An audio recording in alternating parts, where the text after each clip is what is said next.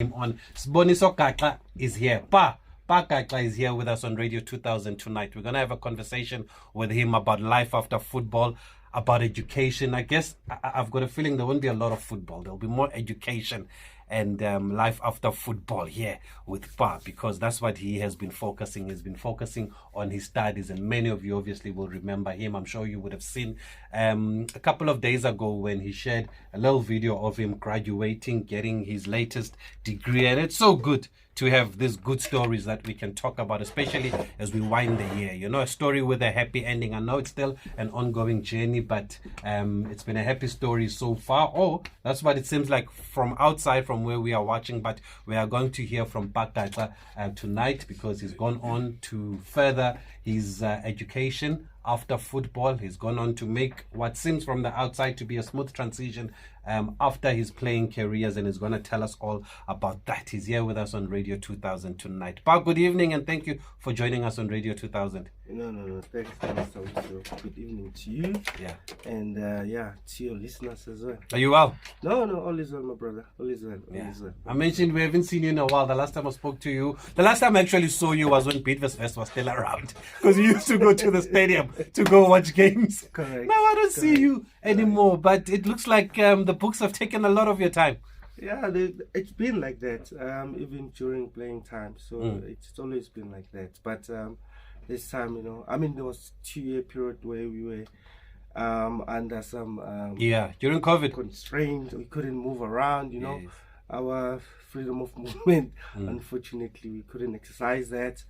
So for me it's been school. I've been studying, and obviously I've had challenges, within that time. But I'm glad that I was able to complete my LLB. So it's been worth it. Of course, everything is worth it, especially something that you put time in it, you put all your dedication and so not only LLB, but anything that you do in life, especially when you know that it's going to have a positive impact to you and to people around you. So And it's funny you say that. I was listening to an interview on Mapaseka Mukwele's show last night. They had a lawyer, Snenhlanhla Mnguni, and he had studied law, and he was telling us that the good thing about law is that it takes so long. It gives you enough time to decide if you like it or not. Is that how you feel also, or how you felt while you were doing your LLB? I think LLB really assisted me to understand our social stratification within the legal space, because these are the laws or regulation that govern us. So it assisted me to understand that aspect of things, and it assisted me also because it's a challenging degree. It's a challenging degree. You have to read a lot, and you read cases, and you understand that what people go through on a daily basis, within these cases that you read, in the legal at school. So it assisted me to understand the challenges that people face on a daily basis within the legal space, and also it's just liberated my mind. I'm more liberated than the first one. I'm more understanding, and also I don't just speak now. First I will have to do a little bit of research, have some evidence. I don't just say things without backing them up. So that has also assisted me. So why did you decide to study law? What was the motivation behind it? I think at the time, if you recall, there was that dispute, and I don't want to go into details with it. There was a dispute between me and Chiefs, a contract issue, and obviously went to an arbitration. I lost the case. I then understood it's not what you know sometimes. It's how you present your case. But even though I knew the case, a lot of wrong things has occurred between the case itself, between me and the case itself and my opponent at the time. So I then said, no, man, there's more. Politics, there's more, because I've just had this and I feel like I've been robbed. So why not do law? And then and then I found myself trying to do LLB, which at the time I could not qualify. So I was told, okay, you need to do maybe 2 subjects, get a 75% average mark, and then which I obtained. I was able to get that, and then from there I was then enrolled into LLB as a full-time student. So now that you have completed it, then does it mean that you want to go back and revisit your case with Kaiser Chiefs? Ah, man, I doubt. I doubt. I think it wasn't about that unjust. I think for me it was God redirecting me somewhere. I think the universe was saying this is not enough, but there's going to be an event which is also unfairly to you, and that event will obviously change where you're going, you know. And then I deviated from politics to say, let me now face this challenge, you know. But I need to study it. I need to know it more, because I realized that there was more into it, man. I realized there is more into this thing. It was no longer about my case with Chiefs. It was more about the system, you know, and the system that govern these rules and these laws. So I thought I should then be redirected, obviously, and it helped, because now I can interlink the two, politics and law. Yeah, there's that link between the two. So are you angry at the system though? Do you still feel that, like you're saying, you were robbed during that time? Because we remember your case, it was announced, well, your matter, the club had announced that you had signed a new contract, it was tweeted, it was public knowledge, and then boom, a couple of months later, or a while later, we were told that no, actually there was no contract at all. The matter went to the PSL dispute resolution chamber, you lost, you went to SAFA, you appealed, and then we don't know what happened during that period. Yeah, no, actually, it's funny because I've never really explained it, like I've never expanded on it. I was just dealing with the matter of the case, you know, in the dispute resolution. However, the issue there was between me and Steve Compella. Yeah. So they had to then make a decision between the two of us who must go. Steve has just joined Chiefs. After you had signed. Listen, I signed when he just joined Chiefs, and he was happy. Then there were issues between me and him, and I was questioning certain things about his system, and then I think from there, then I mean, things just went sour between us, and I think he couldn't. He wasn't. I don't think he was inclined to have me in the team the following season, based on the fact that I was questioning certain things. So they needed to sacrifice one. Unfortunately, they had to sacrifice me. So you were questioning what was happening on the field. Is that what the issue was? I wasn't happy with certain things, and I was asked to voice myself, and I did, and I said it. And I think sometimes, you know, when you're a player, you say something. Some coaches, maybe they don't like the tone, or they don't like the truth. You know, so I think for me it was the truth, because even after I've left, nothing changed. It remained the same. Even today, as you can see, team is still struggling. But it started from 2016. Which are the issues you were raising at the time? Yeah, and it's still happening. I think it now. was. I was raising field issues, issues that has to do tactics and you know how things need to be approached. Because we weren't winning games, but we're getting so many draws. And I think from there, you needed to ask players that have been winning under Stuart Baxter season before. So I was honest. You know, I knew that my honesty might put me in trouble, but I was willing to go that far for the benefits of the team. You know, and unfortunately, no one saw that at the time. But I think 3 years later, they realized maybe this guy was right. So you felt that you were not going anywhere at the time. No, we just like basic things. You know, in life there are basic principles that you cannot escape. Any building that you build, there must be a foundation. If your foundation lacks its solidness, that house can last, maybe it won't last long. You know, and I was concerned about the foundation than anything else. And I think people couldn't understand what I was saying, or they understood me. That it's just that maybe how I presented it, or it was in front of everyone. So I guess. Or maybe some people are not used to being challenged or with the status quo. They're not used to the status quo being challenged. But now, so that affects. So did you sign a contract then with Chiefs because they had announced it. Why would you go and announce a contract if it's not signed? But they came back and they said you didn't sign. I mean, this thing was okay, let's assume that they made a mistake. They could have gone back and retrieved and say, we've made a mistake. Go back to you guys, journalists, and say, please correct this. We've never signed Siboniso when it came out. But no one said anything. So therefore, that statement alone, you can't give television that if it's not true. Remember, it's television. Yeah. And you can't just tell television this is this, and then the next thing you don't even correct it.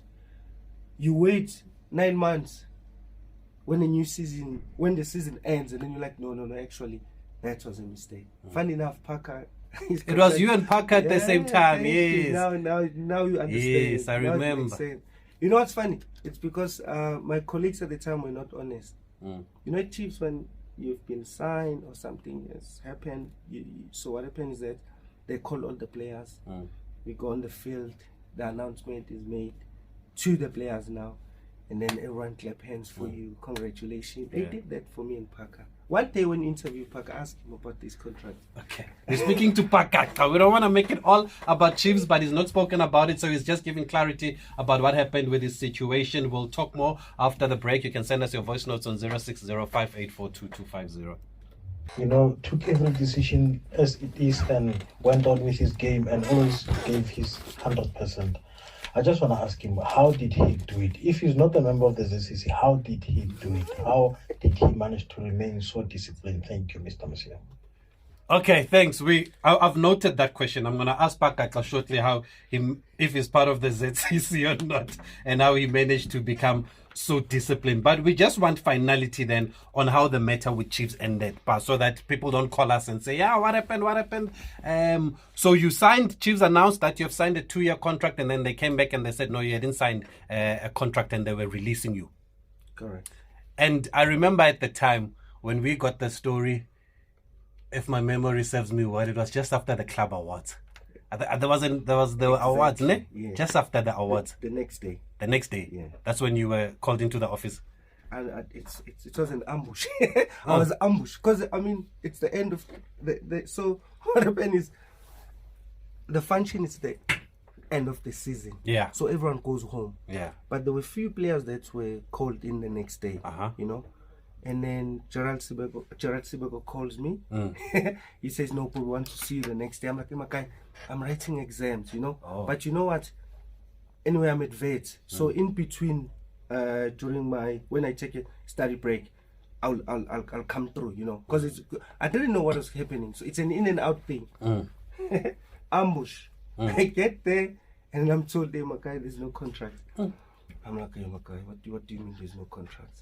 Like the contract you've signed, the chairman didn't sign. I'm like, hey man, chairman didn't sign. I'm still confused. Like I'm trying to understand what is he talking about.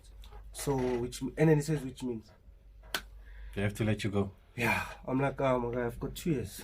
We've signed a contract. And you had physically signed. Yeah. I mean, what's this guy's name again? The one with beard. Yusuf. No, not Yusuf. I'm forgetting his name.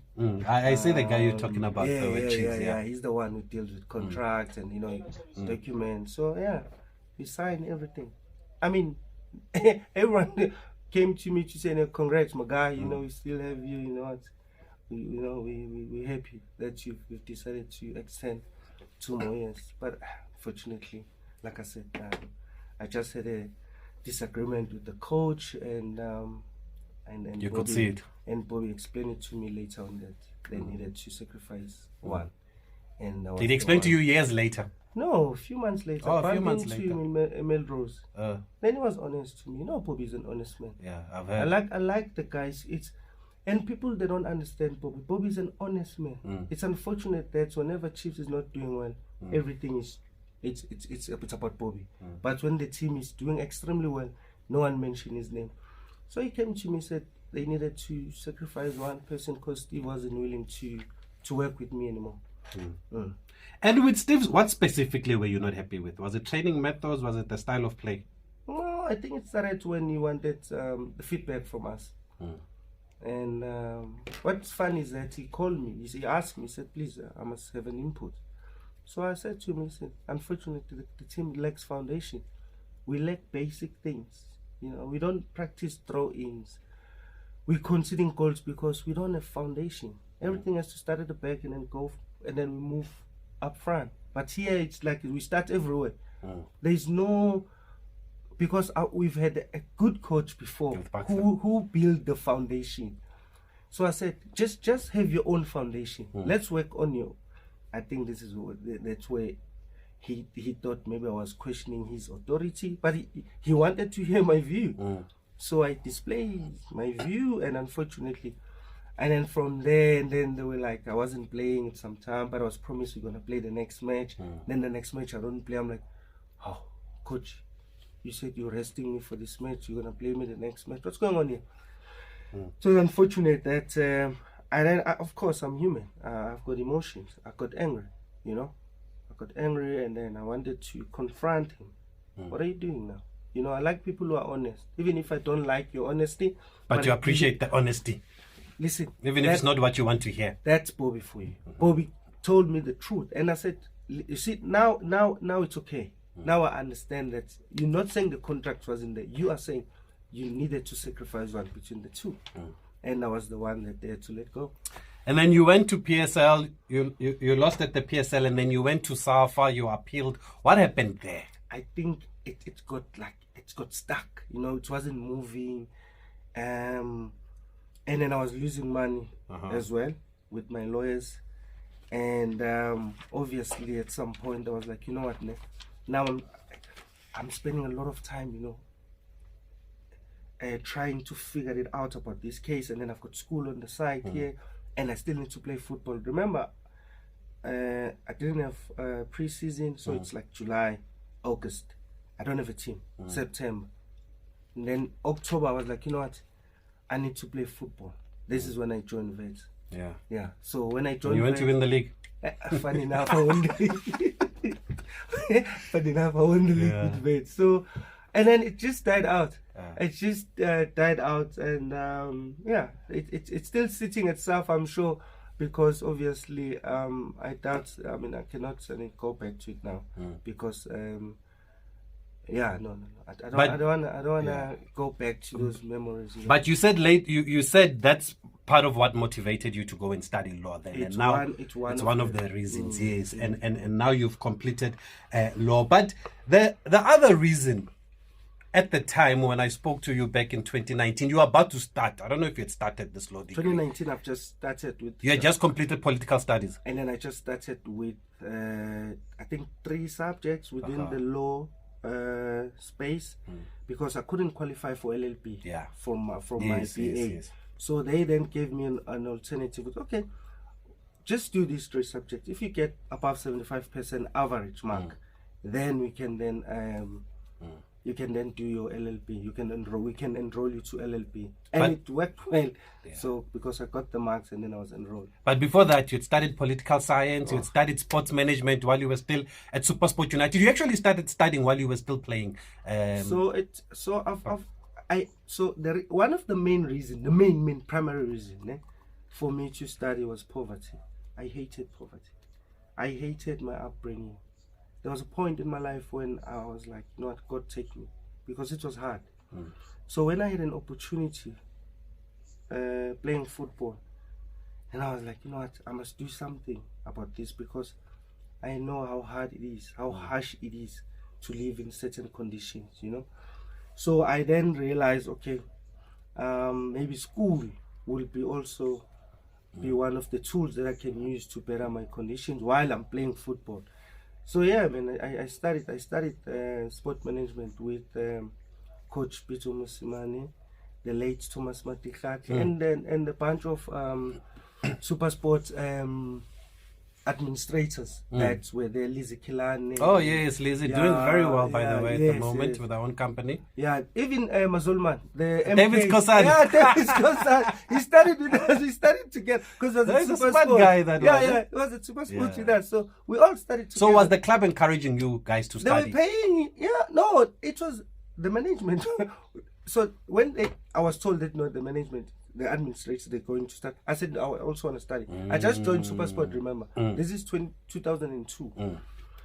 So because Freddie used to fetch players and then take them to training, so he was also doing the same thing. So I used to go with him, or I go with like Thomas Matikake to I think we were at Bedford View. And then I just did with these guys, and then I just wanted to. You jumped at the opportunity. There's a funny story after that. So after we completed our diploma, and then I recruited players. I went and called Dane. I called Richard Ranchi. I said, guys, let's go study. They're like, yeah. They like the idea. Sharp. We go and register in Pretoria now. Again, Boston College for, I think it was software, but something had to do with a laptop computer and what's not. IT, but you know. IT was fashionable at the time. Yeah. And then the club said, no, they will pay. Because I've seen they pay. So they were like, they will pay. And the club didn't pay, my guy. We got all the material there. Because they gave us the letter. We gave it to the school. Sharp. They gave us all the material. We started studying. And then the payments were late. And then these guys were like, guys, your payment is late. We report to the club. No, we'll facilitate it. Sharp. And then one day we get our student cards are not working. And then one guy came and said, this is the last time I opened for you guys. You're only going to come back when your club is paid. They never paid. You had to drop out. It's mad. And now you had brought the other guys there now to come and study, and you were telling them, encouraging them to study. We attended classes, we had few assessments, you know. But unfortunately, they didn't pay. They never paid. But the letter was there to confirm that they will pay, obviously. But they never paid. But you went on and you continued, and you went and you did political studies where you achieved at this time now. When I came back from overseas, from Belgium. From Belgium, but, then I spoke before I registered. I spoke to Mashamaita because I was like, I had this inclination about education, so I spoke to him, and then he said to me, No, which is what he was doing, eh? He actually graduated. He already graduated. With a so BA. he's like, no, man, these are, you know, he took me through politics, and I've always been not invested in politics, but I like social issues. So politics was one of the social dynamics that were very complex. So Masha took me through, and then, you know, introduced me to the space. Then I went and registered. And you're saying that you hated poverty and you wanted to get out of the situation. But I also remember you in 2019 saying that you want to change the mindset of not only players, but of society also. And that's why you are studying, because you are tired of hearing these stories of players going broke after they are playing careers, not knowing how to use their money, and just society as a whole. And you wanted to encourage a culture of studying. Do you still feel like that? And is that still what keeps you going? I think at the time, I remember when I was here, I used terms like, statement like, players broke after, up until I realized it's a societal issue. It's not about football. It's a black race issue. And it's an entertainment issue, because if you look at your musicians, your actors, they all suffer from the same thing. Therefore, it's a societal issue, and most important, I was trying to compare the two. With private and public schools, trying to figure it out. Where is the gap? What's happening? And then I realized that within the private school, you can never be a pro if you have not gone through the structure. And structure is just, it's education, it's private. Everyone has to go through the same before you can reach pro. So they've structured so well that they've included education within the structure.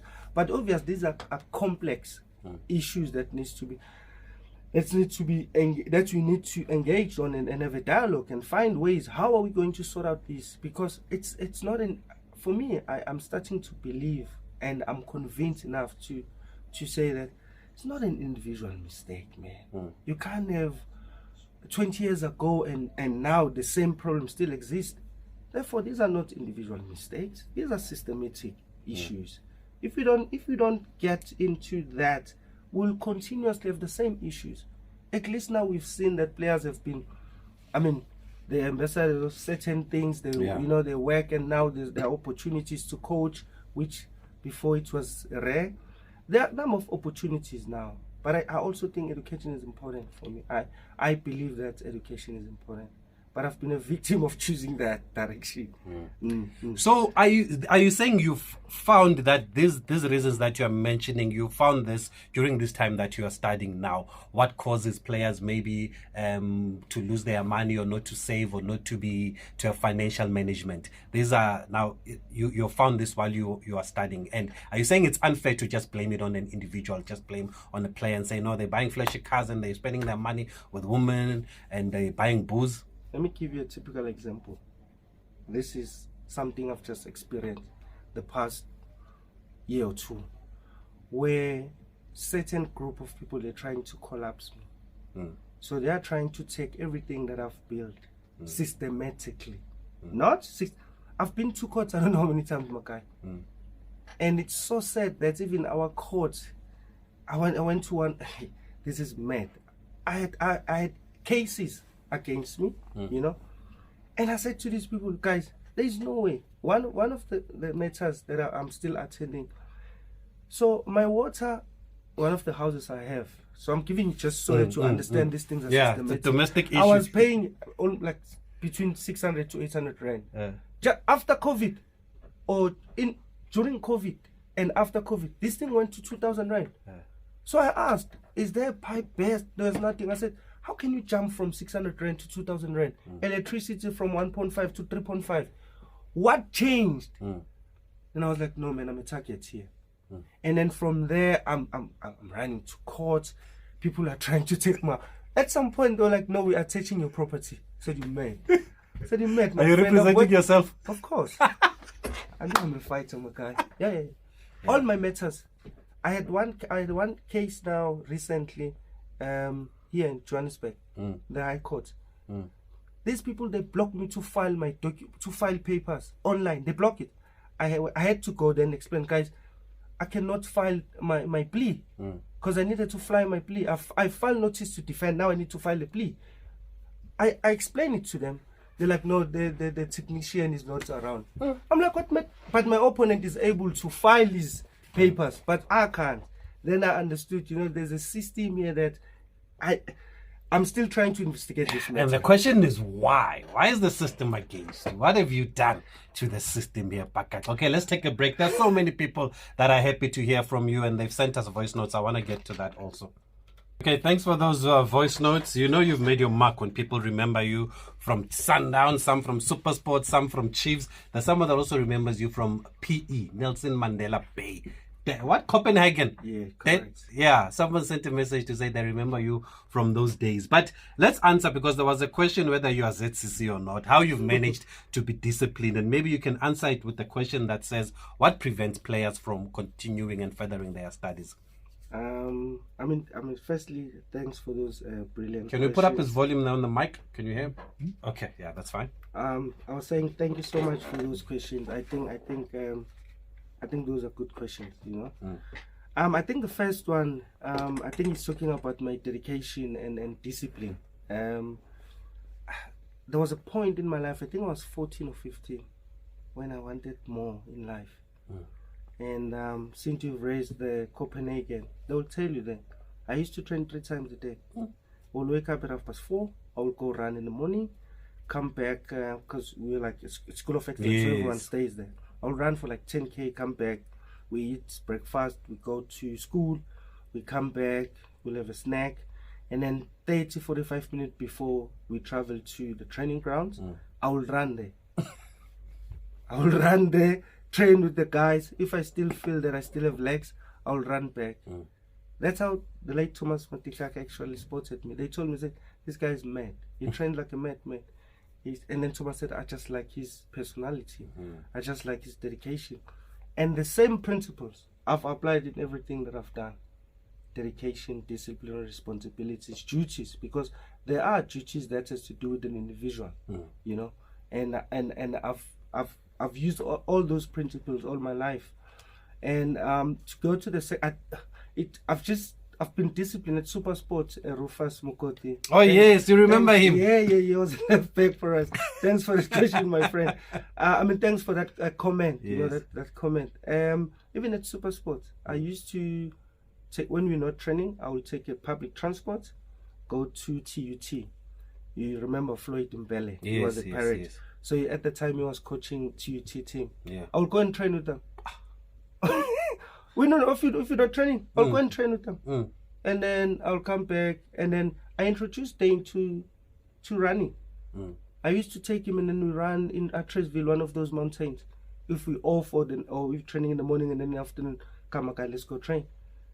And then even the training, we'll get there an hour, like 2 hours before, and then we'll do our crossing or training with the guys before the whole team start training. So I introduced a lot of players into hard work, you know, because like I said, I hated poverty.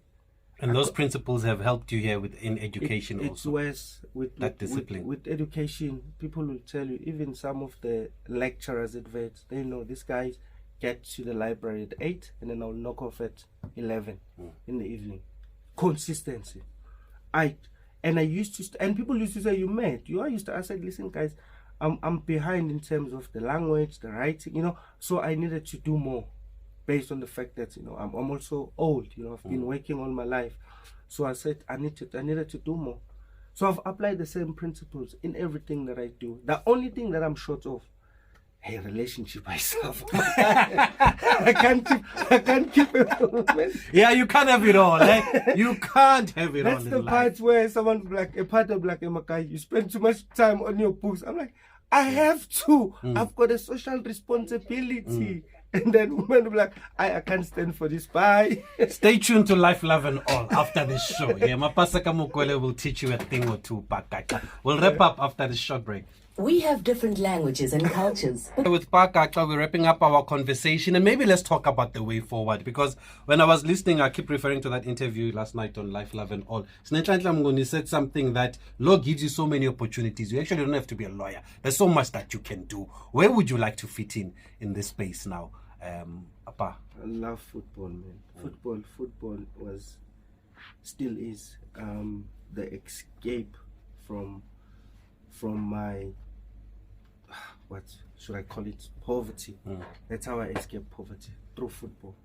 So it will be injustices, or it will be wrong of me after completing this and to leave completely football. I want to be an administrative part of football. I want to contribute when it comes to administration, you know. I want to be part of decision making. That's obviously to influence the players at the bottom. So I'm still much involved in football, and I want to be part of. So you could be part of this PSL dispute resolution chamber, because there are not a lot of former players. Matthew Booth is the only player that I know that's part of this PSL DRC. The cases come to them. They're a big team of about 15 people, but he's the only footballer, from what I remember, of that list. Is that something that you would want to do? No, beyond that. Beyond that? Yeah, beyond that. I mean, there are opportunities. At some point, I was the secretariat for the ethics committee at SAFA, and then I was able to understand how the structure, you know, is designed, and how operation and a number of things. Obviously, there's a generation that has done exceptionally well for South African football, being the PSL, being SAFA, but there are natural things that you cannot avoid. You get older, and then the next generation has to take over. So, I mean, the next 5 years' time from now, we don't know what's going to happen, you know. Dr. Ivan Koza has been also, he kept his position, and Dr. Denny Jordan, I don't think he's going to contest the next elections in 5 years' time. So we don't know what's going to happen. So, I mean, we need to prepare ourselves for any possibility. And do you agree with those that believe we need change? We need new ideas now. I don't think we need new ideas.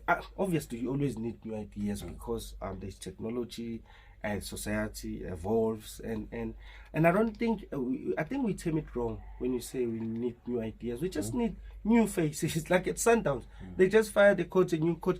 A new face sometimes attract certain things. You saw it on Sunday, yeah? Yeah. He did well, but you must also remember, Danny has done exceptionally well. It's just that when Bafana is not doing well, it's Danny. When Bafana is doing well, it's Bafana. It's no longer Danny anymore. You know what I mean? So, Dr. Ted, I'm sorry if I'm calling him by his name. So, Dr. Jordan. So I strongly believe that these people have done exceptionally well for our football, and I always clap for them, but there's a natural thing. There's, like I said, it's natural that at some point they will have to leave the space, and then there's going to be a new generation that takes. And you are willing to serve. So right now that you've graduated with your LLB now, do you work for a law firm? Are you in the market now? How does it work in this space now? Can people employ you now? I'm going to do my articles for sure next year. I'm still deciding if I want to do it through a law school or through a law firm. But the time frame are not the same in terms of the completion. The one is 1 year, the other one is 2 years. So I would prefer the law school. Do that within 2 years. I mean, within a year or a year and a half, and then once you have your articles, then you get admitted as an attorney. So are you just studying now? How do you make ends meet now, or do you have other interests? It's so funny because when I was playing, I used to buy a lot of. I bought properties and I bought them cash. I don't know why, because Peter said, I take good advices. You can just come up with a number of nonsense things, but I'll just take one piece, something that you said. I'm like, this can work for me. I'm gonna take this and use it for myself. So Coach Peter used to assist me with these things. He used to tell me what is right, what is wrong, what needs to be done. So I decided to listen to him. So I bought quite a few properties, and at some point I had like 5, and most of them were paid off. And then I've just the past 2-3 years I've sold 2. So that they can cover me while I'm studying. Whoa! So at least I still have 2 more, under my name, and which is good. So I invested money, and now that, because I wanted to live longer and I wanted to live a comfortable life. Which you are. Another testimony for Coach Peter, because with Dennis Masena on the show on Friday, he said exactly the same thing that you are saying, that when he joined Supersport from Bushbucks, Peter called his family back in Swaziland and asked his father if they've got a house, and the father said no. So Peter took his whole signing on fee and gave it to a contractor there to go build a house in Swaziland, and they still have that house up until today. It is crazy. I think Peter was going through... It was ahead of the times, eh? I think he was going through difficulties, and so for him to come out, he was just discovering things, and then he wanted to share, and then I was lucky because I joined Supersport at the time when all of this was happening. So he shared good, especially with players. I think my first book, it's so crazy, I still have it. First book to read, I got it from Peter, 2002. What is it called? It was a basketball. Probably. It was a basketball. Yeah, a basketball team that was losing, and then there was a coach. No one gave them a chance, and then they won the championship. Yeah, no, Peter is big on Coach Peter is big on basketball. He always tells us and makes references to basketball. But Pa, we have to leave it here. Thank you for being here with us in studio. Thank you for enlightening us and opening our minds. So many positive messages coming through. We can't play all of them, but we wish you all the best going forward. I know you keep a low profile, but keep us updated with what you're doing, because this is a good story to tell. No, thanks for having me, and thanks for everything, guys. Yeah, thanks. And for relationship advice on your way home, listen to Life, Love and All with my